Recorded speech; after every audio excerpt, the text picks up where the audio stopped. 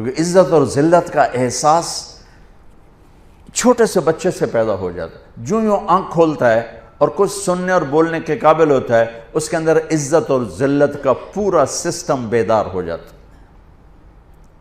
جب وہ مار کھاتے ہیں تو اندر ہی اندر ان کے اندر لاوا پکتا ہے. جب وہ 3 سال کے اسکول بھیجے جاتے ہیں اور روتے ہوئے جاتے ہیں تو ان کے اندر ایک نفرت پیدا ہوتی ہے، کیونکہ ماؤں نے اپنی ممتا، اپنی ماں ہونے کا حق ادا نہیں کیا، ان کو اسکول کے حوالے کر دیا. تو وہ مجھ سے چند مائیں کہ تو پھر کیا کریں، اسکول ہی پھر داخلے نہیں ملتے. میں نے کہا تو ہکو صرف یہی سکول رہ گئے تو میرے کو لیا، میں 10 سال دا بھی داخل کر لوں. ویسے میں نے مذاقاً کہا کتنے اسکول میں آپ نے اسٹیٹس کیوں بنا لیا؟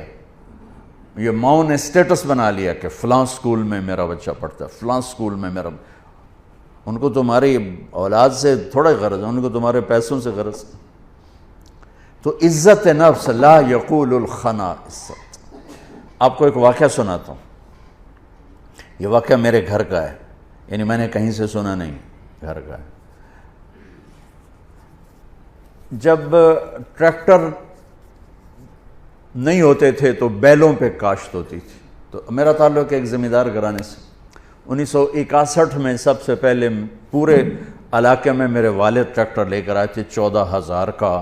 تو بڑی ہل ہو گئی بھی، میاں لبک 14,000 دا ٹریکٹر لے آئے. 14,000 وہ 1,000 کو نہیں دیکھتا تھا اس وقت. تو 14,000 کا ٹریکٹر، وہ تو سارے دھوم مچ گئی کہ میاں لبک 14,000 دا ٹریکٹر لے لے. تو وہ بیل ہوتے تھے. ہمارے ایک بیل نے چارہ کھانا چھوڑ دیا. تو 1-2 دن تو نوکر نے نوٹس نہیں لیا. تیسرے دن ان کا میاں صاحب داند کہتے ہیں ہماری زبان میں، داند جڑا بیل ہے تو چارہ نہیں، پٹھے نہیں کھا رہا. تو ابا جی نے مرحوم نے بلایا ڈاکٹر. اس نے دیکھا، انہوں نے کہا جی کچھ نہیں، ٹھیک، کوئی مسئلہ نہیں. تو یہ بیچارہ کیوں نہیں کھا رہا؟ کہا ایک پتہ کوئی نہیں. تو ایک دیسی حکیم تھا ہمارے قریب. تو والد صاحب مرحوم نے گھوڑے پر ایک نوکر کو بھیجا کہ جاؤ اس کو اٹھا کے لاؤ. اس کو لے کر آئے تو اس نے بیل کو یوں دیکھا، کہنے لگا میاں صاحب انہوں پٹھے کون پاندا ہے؟ تو ایک ہمارا نوکر تھا اللہ دتا کسائی، تو اس کو دتو کسائی کہتے تھے. کہا ابا جی نے کہا جی اے ہے دتو، اوے اوریا. اس کو بلایا، بیل کے سامنے بٹھایا، جوتا اتارا اور 5-7 اس کے سر میں مارے، ٹھا ٹھا ٹھا. کہنا جی پٹھے پاؤ. پٹھے پائے تو وہ کھانے لگا. یہ میں آپ کو گھر کا واقعہ سنا رہا ہوں، گھر کا سنائی نہیں سنا رہا ہوں، اپنے گھر کی بتا رہا ہوں. ابا جی نے کہا ایک ہی جادو ہے. انہوں نے کہا جادو نہیں ہے، یہ آپ کے نوکر نے اس کو کہیں کوئی سوٹیاں مار دی ہیں اور یہ وٹ کھا گیا تھا. اس کو غصہ چڑھا ہوا تھا کہ میں نے اس مارے کیوں، میں تو چنگا بھلا کام دے رہا ہوں. آج جب میں نے اس کی ٹھکائی کی تو اس کو تسلی ہوگی میرا بدلہ ہو گیا، انہوں اس پٹھے کھا لے. عزت نفس تو جانور بھی چاہتا ہے. ہم ماتحت کو ذلیل کریں، اوپر والوں کو مکھن لگائیں، نیچے والوں کو ذلیل کریں. یہ مائیں اپنے بچوں کو ماریں بھی صحیح، پھر کہیں ان کی وہ خدمت بھی کریں. یہ کیسے ہوگا؟ اور ایک واقعہ میرا چشمدید ہے. ایک میرے والد صاحب کو گھوڑے رکھنے کا شوق تھا، تو بڑے نسلی گھوڑے رکھا کرتے تھے. ایک گھوڑا سفید رنگ تھا، اسے نکرا کہتے ہیں، تو بہت خوبصورت اور بہت خوبصورت چلتا تھا. کوئی غلطی سے اس کو چھانٹا مار دیتا تو غصے میں کھڑا ہو جاتا تھا، چلتا نہیں تھا. پھر بڑی دیر کے بعد جب اس کا غصہ ٹھنڈا ہوتا پھر چلتا تھا. ایک دن میں اور میرا چھوٹا بھائی ہم دونوں تانگے پر، اور ہمارا کوشوان اس کو چلا رہا، چاچا گامو مرحوم اس کا نام تھا. تو اس نے اس کو چھانٹا مار دی. یہ میرا دیکھا واقعہ ہے. وہ کھڑا ہو گیا، وہیں کھڑا ہو گیا. اس نے سارے زور لگائے، ہلا نہیں. 3-4 آدمی بولا. جب ایسے کبھی گھوڑا تانگے میں کھڑا ہو جاتا تھا تو پھر ایک دیہاتی ٹرک تھا، 2-3 آدمی ادھر پہیے کو گھماتے تھے. پہیہ گھوم کر جب وہ تانگے کی لگتی تھی نا اس کو ہک اس کے پشت میں ہی پیچھے، تو پھر وہ چل پڑتا تھا. تو انہیں 3-4 ادھر 3-4 ادھر زور لگا لی, وہ ہلا ہی نہیں. اب دیکھیں اس نے کیا کیا, وہ نیچے آیا اور اپنی پگڑی اتاری اور اس کے پاؤں پہ رکھ کے کہنے لگا اللہ دا نام ہن تا ٹور پاؤ. یقین مانے میں آپ کو آنکھوں دیکھا بتا رہا ہوں. اس کے بعد اس نے آ کے لگام اٹھائی, گھوڑا چل پڑا. آپ سیرت النبی کا ایک لفظ لے لیں تو آپ سب کے لیے کافی ہو جائے گا, میرے لیے کافی ہو جائے گا, ان مستورات کے لیے کافی. کہ ہم میٹھا بول نہیں بولتے. بطور ماں مجھے کیسے بولنا چاہیے ہم نہیں بولتے. بطور باپ مجھے کیسے بولنا ہے نہیں بولتے. بطور بھائی مجھے کیسے بولنا ہے ایسا بول ہم نہیں بولتے. بطور باس مجھے ماتحت کے ساتھ کیسے بولنا ہے ہم نہیں بولتے. بطور مالک مجھے نوکر کے ساتھ کیسے بولنا ہے ایسا ہم نہیں بولتے. ایک دوست کے ساتھ مجھے کیسے بولنا ہم نہیں بولتے. تو سارے معاشرے میں آگ لگ گئی, محبت نام کی شے مٹ گئی. وفا تم نہ دیکھو گے ہرگز کسی میں, زمانہ وہ ایسا عجیب آ رہا ہے.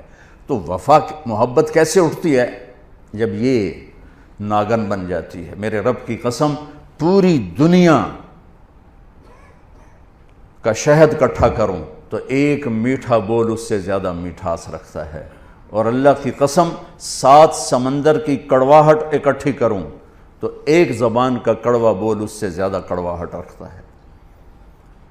ہزاروں سال پہلے اللہ اپنے حبیب کو ہائی لائٹ کرنے کے لیے, میں نے کیا کہا, صفات کی کوئی انتہا ہے میرے نبی کی, کس چیز کو ہائی لائٹ کیا ہے جس پہ معاشرہ خوبصورت بنتا ہے. لا یقول الخنا, جو کبھی ایسا بول نہیں بولے گا جو کسی کے دل کو توڑ دے, کسی کا آنسو بہہ جائے, کسی کی آہ نکل جائے, کسی کی فریاد نکل جائے. میرے نبی نے فرمایا اسلام کا سب سے مضبوط عمل آپس میں محبت کرنا ہے. اور محبت کیسے پیدا ہوتی ہے؟ میٹھے بول سے, اچھے اخلاق سے. محبتوں کو پیدا کرنے کے لیے پیسہ نہیں چاہیے, سرمایہ نہیں چاہیے, عہدہ نہیں چاہیے.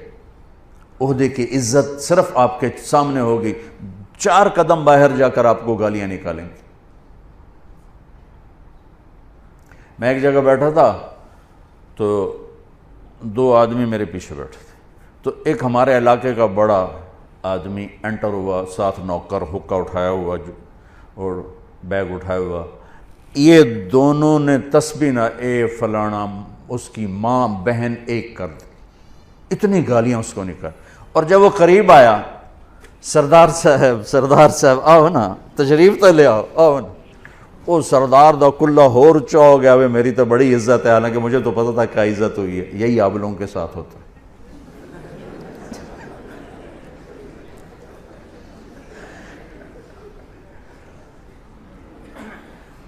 اگر آپ دلوں میں بسنا چاہتے ہیں, ایک لفظ پہ عمل کر لیں. جانور بھی آپ سے پیار کریں, انسان تو انسان ہے, جانور بھی آپ سے ایک زبان کا بول میٹھا کر لیں. کتنی ہی کڑواہٹ ہو پی جا ایام کی تلخی کو بھی ہنس کے ناصر, غم کے سہنے میں بھی قدرت نے مزہ رکھا ہے. سبحان اللہ. میرے نبی نے فرمایا, معاذ تمہیں ساری شریعت کا خلاصہ بتاؤں. اور کس کو کہہ رہے ہیں؟ معاذ بن جبل کون ہے؟ آپ نے کہا میری امت کے علماء کا جھنڈا معاذ کے ہاتھ میں ہوگا. اتنے بڑے آدمی. اور ان کو سمجھایا ایسے جیسے معصوم بچے کو سمجھا. معاذ تجھے پوری شریعت کا خلاصہ بتاؤں؟ کہ جی بتائیں. تو آپ نے یوں کیا, پہلے فزیکلی زبان نکالی, پھر فرمایا کف ھذا, معاذ اسے قابو میں رکھو. اور اس کو تعبیر کہہ دیے شریعت کا خلاصہ. پورا دین زبان کے اندر بند کر دیا. زندگی, معاشرت, ہر چیز کو کہا اسے قابو میں رکھو. کہ یہ کھل جائے تو سارا معاشرہ بے قابو ہو جاتا اور سارا معاشرہ امبیلنس ہو جاتا. اور یہ قابو میں ہو تو گھر آباد, عزت محفوظ، رشتے آباد، محبتیں باقی۔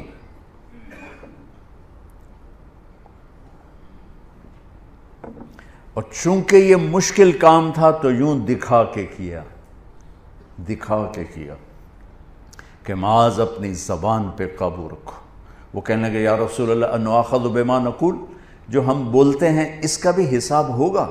تو آپ نے کہا تیرا بھلا ہو۔ وَهَلْ يُكُبُّ النَّاسَ فِي نَارِ جَهَنَّمَ إِلَّا حَصَائِدُ أَلْسِنَتِهِمْ، سب سے زیادہ جہنم میں دھکا دینے والی زبان ہوگی۔